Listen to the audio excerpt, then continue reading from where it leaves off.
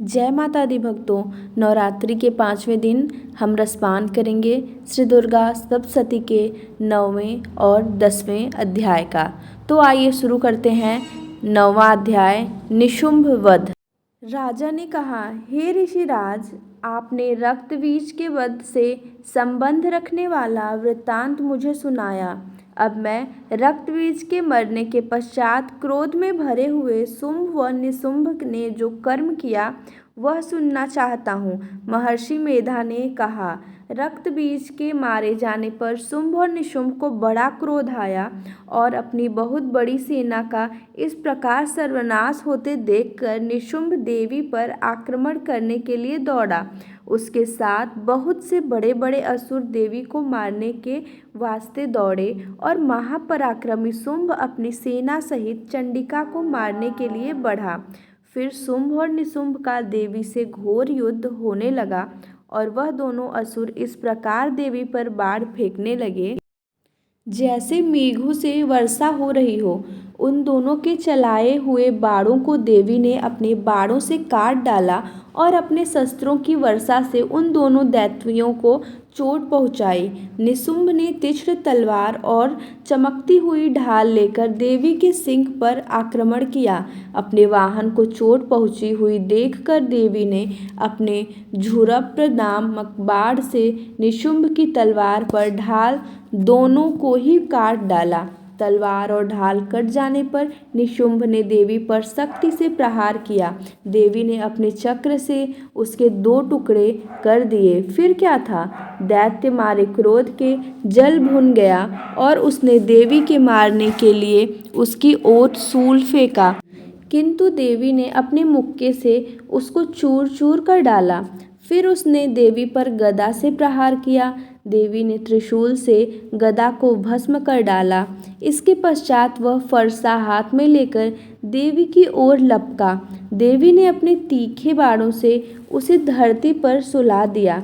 अपने पराक्रमी भाई निशुंभ के इस प्रकार से मरने पर शुंभ क्रोध में भरकर देवी को मारने के लिए दौड़ा।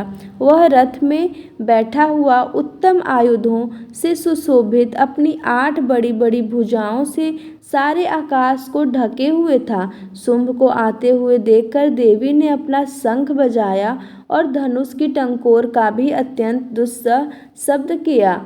साथ ही अपने घंटे के शब्द से, जो कि संपूर्ण दैत्य सेना के तेज को नष्ट करने वाला था, संपूर्ण दिशाओं को व्याप्त कर दिया। इसके पश्चात देवी के सिंह ने भी अपनी दहाड़ से, जिसे सुन बड़े बड़े बलवानों को मद चूर चूर हो जाता था, आकाश पृथ्वी और 10 दिशाओं को पूरित कर दिया। फिर आकाश में उछलकर काली ने अपने दांतों तथा हाथों को पृथ्वी पर पटका।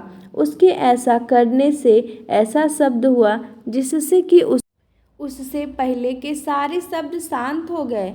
इसके पश्चात शिवदूती ने असुरों के लिए भय उत्पन्न करने वाला अट्टहास किया, जिसे सुनकर सब दैत्य थर्रा उठे और शुंभ को बड़ा क्रोध हुआ।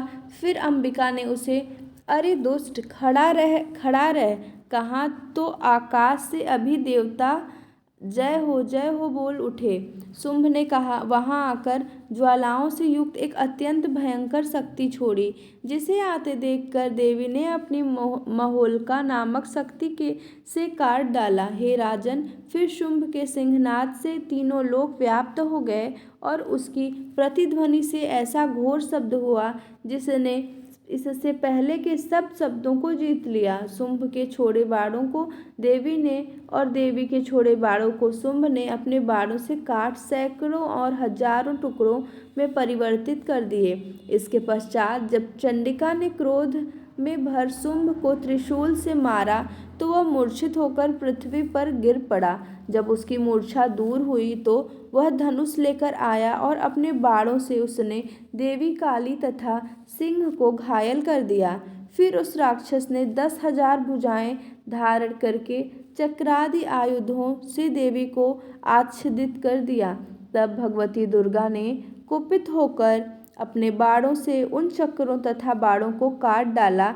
यह देखकर निशुंभ हाथ में गदा लेकर चंडिका को मारने के लिए दौड़ा। उसके आते ही देवी ने तीक्ष्ण धार वाले खड्ग से उसकी गदा को काट डाला। उसने फिर त्रिशूल हाथ में ले लिया। देवताओं को दुखी करने वाले निशुंभ को त्रिशूल हाथ में लिए हुए आता देखकर चंडिका ने अपने शूल से उसकी छाती पर प्रहार किया और उसकी छाती को चीर डाला। शूल विदीर्ण हो जाने पर उसकी छाती में से एक उस जैसा ही महापराक्रमी दैत्य ठहर जा कहता हुआ निकला। उसको देखकर देवी ने बड़े जोर से ठहाका लगाया। अभी वह निकलने भी न पाया था कि उसका सिर अपनी तलवार से काट डाला। सिर के कटने के साथ ही वह पृथ्वी पर गिर पड़ा। तदंतर सिंह दहाड़ दहाड़ कर असुरों का भक्षण करने लगा और काली शिवदूती भी राक्षसों का रक्त पीने लगी। कौमारी की शक्ति से कितने ही महादैत्य नष्ट हो गए। ब्रह्मा जी के कमंडल के जल से कितने ही असुर समाप्त हो गए। कई दैत्य माहेश्वरी के त्रिशूल से विदीर्ण होकर पृथ्वी पर गिर पड़े और कई बाराही के प्रहारों से छिन्न भिन्न होकर धाराशाही हो गए। वैष्णवी ने भी अपने चक्र में बड़े बड़े महापराक्रमियों का कचूमर निकालकर उन्हें यमलोक भेज दिया और ऐन्द्री से कितने ही महाबली राक्षस टुकड़े टुकड़े हो गए। कई दैत्य मारे गए, कई भाग गए, कितने की काली शिवदूती और सिंह ने भक्षण कर लिए। इस प्रकार से श्री दुर्गा सप्तशती का 9वां पाठ समाप्त होता है। तो आइए शुरू करते हैं श्री दुर्गा सप्तशती का 10वां अध्याय, जो कि शुंभ वध है।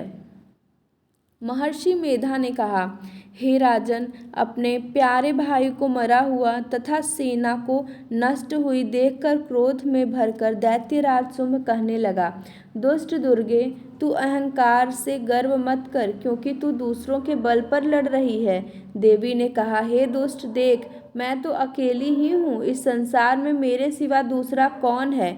यह सब मेरी शक्तियाँ हैं। देख, यह सब की सब मुझ में प्रविष्ट हो रही हैं। इसके पश्चात ब्रह्माणी आदि सब देवियाँ उस देवी के शरीर में लीन हो गई और देवी अकेली रह गई। तब देवी ने कहा, मैं अपनी ऐश्वर्य शक्ति से अनेक रूपों में यहाँ उपस्थित हुई हूँ। उन सब रूपों को मैंने समेट लिया है। अब अकेली ही यहाँ खड़ी हूँ।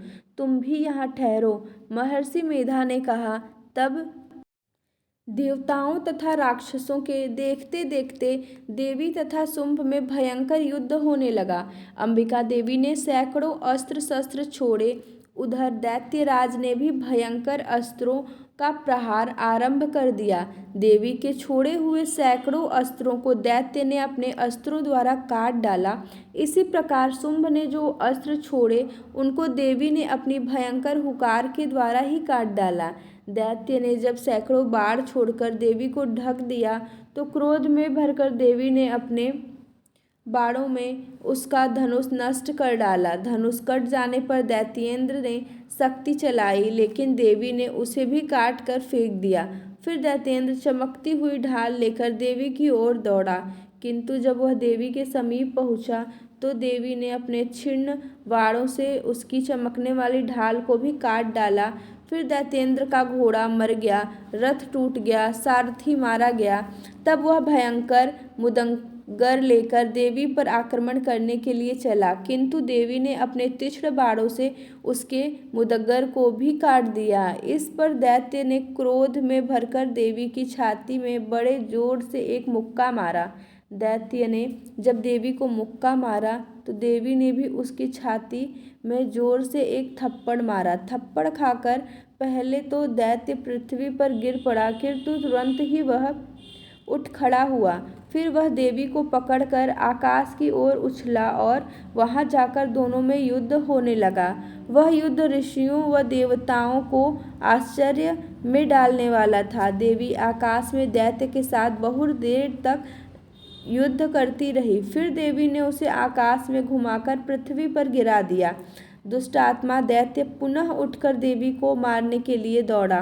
तब उसको अपनी ओर आता हुआ देखकर देवी ने उसके छाती विदीर्ण करके उसको पर पटक दिया। देवी के त्रिशूल से घायल होने पर उस दैत्य के प्राण पखेरु उड़ गए और उसके मरने पर समुद्र, द्वीप, पर्वत और पृथ्वी सब कांपने लग गए।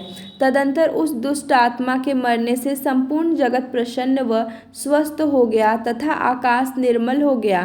पहले जो उत्पात सूचक मेघ और उल्कापात होते थे, अब वह सब शांत हो गए। उसके मारे जाने पर नदियां अपने ठीक मार्ग से बहने लगी। संपूर्ण देवताओं का हृदय हर्ष से भर गया और गंधर्वनियों सुंदर गान करने लगी। गंधर्व बाजे बजाने लगे और अप्सराएं नाचने लगी। पवित्र वायु बहने लगी। सूर्य की कांति स्वच्छ हो गई। यज्ञशालाओं की बुझी हुई अग्नि अपने आप प्रज्वलित हो उठी तथा चारों दिशाओं में शांति फैल गई। इस प्रकार से श्री दुर्गा सप्तशती का 10वां अध्याय समाप्त होता है। जय माता दी।